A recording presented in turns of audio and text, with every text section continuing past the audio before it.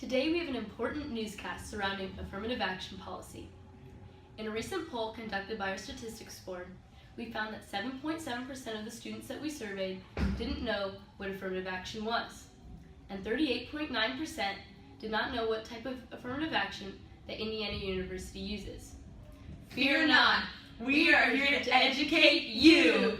Hi, I'm Kelly Garrison. And I'm Jennifer Meyer. Together, we are Hoosier Student News.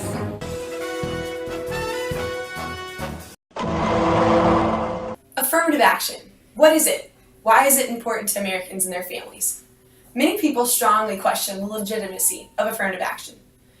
Supporters of these policies promote the benefits of increasing diversity. According to Cornell University Law School, affirmative action is defined as a set of procedures designed to eliminate unlawful discrimination between applicants, remedy the results of such prior discrimination, and prevent such discrimination in the future. When some Americans think of affirmative action, they think of hard affirmative action, which is associated with quotas and reverse discrimination against non-minority groups. In reality, most affirmative action today is actually soft, which includes policies that increase diversity and create equality of opportunity. Like many universities across the nation, Indiana University implements affirmative action policies to overcome discrimination against minority groups. The university's official affirmative action policy states, Indiana University shall take affirmative action, positive and extraordinary, to overcome the discriminatory effects of traditional policies and procedures with regard to the disabled, minorities, women, and veterans. The major benefit for instituting this policy is that it greatly improves the quality of the university by increasing diversity. This leads us to ask, what are some benefits of greater diversity at a university? Well, diversity is crucial within universities. Increased diversity leads to more open-minded thinking at universities because students are being exposed to many people of different cultures. This often results in students having greater problem-solving skills. Being surrounded by a diverse group of people allows students to look at problems from different perspectives. This then leads people to consider diverse ideas, values, and thoughts. For these reasons, Indiana University values diversity and protects it by implementing affirmative action policies. Affirmative action impacts many groups of people on campus. Students are mainly impacted by the increase of diversity among their peers. In addition, the admissions office utilizes affirmative action policies in certain situations to protect underrepresented groups from discrimination. We see significant benefits from increasing diversity among students, as you mentioned. But staff members at any university are also affected. Many professors are required to attend workshops in order to ensure the fair treatment of all their students. Affirmative action also impacts the hiring of staff on campus. Indiana University seeks to increase the number of minorities represented within its employees, and therefore expands diversity even more throughout its campus. We now go to Brendan Ryan at the site of a protest.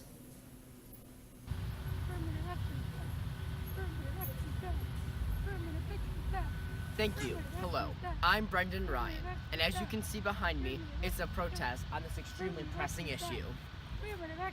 They are getting very worked up about the current affirmative action scholarships and aid given out to students.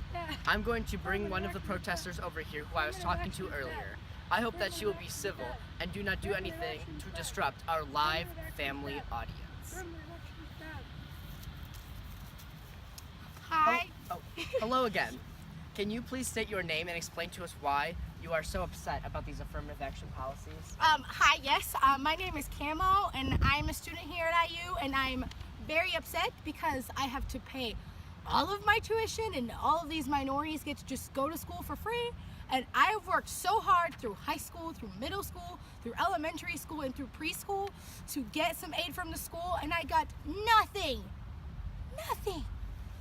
Well, you know that's not all true, right? That's not what my friend said.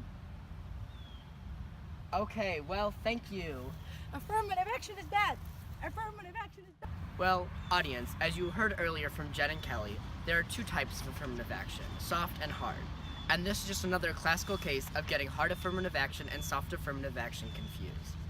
This is actually very common, and you probably hear about references to it all the time. Soft affirmative action is meant to level the playing field for minorities and is all about equal opportunity.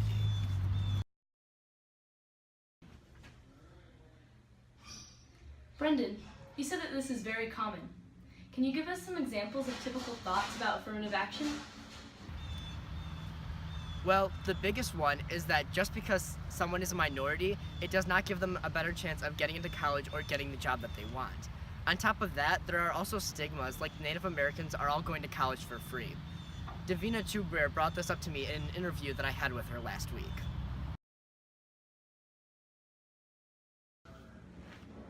Thanks, Brendan, for covering this intriguing story. In a little bit, we will have a specialist come in and talk to us about how to improve affirmative action here at IU. Although Indiana University effectively employs affirmative action, adjustments and improvements can be made to ensure fair treatment and opportunities for all people. Currently, Indiana University has a merit-based scholarship program, such as the Husband Holland program, that gives special consideration to people from disadvantaged groups. Certain minority groups have been historically mistreated and therefore have a lower income. A wage gap exists. Roberta Fairman from the Washington Post found that although the median household income in the U.S. is roughly $51,400, it's only $38,000 for Mexican families and $36,000 for Puerto Rican families. This makes it harder for those people to have access to quality education and opportunities. Thus, in order to help these people, changes need to be made at Indiana University. One way this could be accomplished would be for the university to offer a monetary package, not necessarily based on merit, with several conditions. The students receiving this aid will be required to maintain a certain GPA and work with a designated instructor or tutor in a small group setting. Both would ensure that the student was not simply getting money without working hard for an end goal. The university would form a board of personnel to control the scholarship.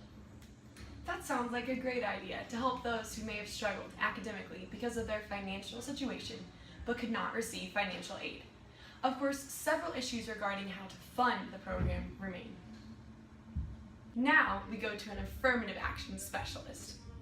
Hi, Cami here at Indiana University Bloomington, where approximately 93% of students have heard the term affirmative action, yet only 87% of them could tell us what it really means. Less than 3/4 of students on IU's campus support affirmative action. 23% of these students support hard affirmative action, such as quotas, and 77% support soft affirmative action, such as an increase of diversity. The crazy thing here in Bloomington is that 56% of students say that they have at some point been discriminated against for their race, gender, sexual orientation, or religious background, and 25% of these students have discriminated against someone else because of these reasons. On the bright side, 95% of students on this campus believe that everyone in the United States deserves equal opportunity. In our poll, we asked students what affirmative action policies they thought their university uses. 47% of students said soft, 9% of students said hard, 39% of students believe that IU uses some kind of affirmative action, but they did not know what. 5% believe that IU does not use affirmative action, and 4% didn't know or didn't care. Many states such as Michigan and California have banned affirmative action in their higher education institutions and have caused the number of underrepresented student admissions and enrollment to significantly drop.